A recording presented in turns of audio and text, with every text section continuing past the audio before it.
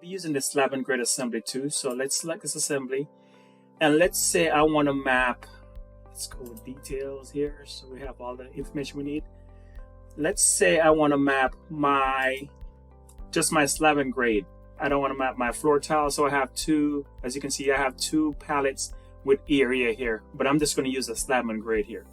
So I'm gonna click my slab and grade, then I'm going to grab the area, and I'm going to drag it to my area here for my slab and grade.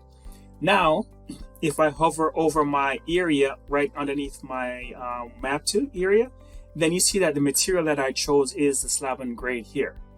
So let me answer some more questions to add my material here. Let's go with that. So this is the area material that I'm adding to the estimate. Now, let's add some more value here.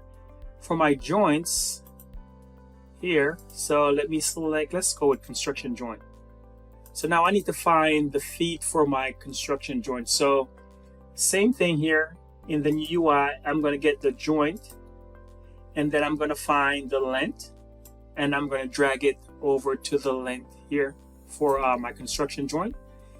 And if I hover over it as well, I can see that my joint is mapped here. So now that that is done, then I'm just going to add my assembly to the estimate. And then now, here you go, I have my two line items that I mapped for that material to the estimate. So if I look back at in my takeoff summary, as you can see here, now my two line items are actually mapped here. So that coincides with this, which coincides to the materials that I chose.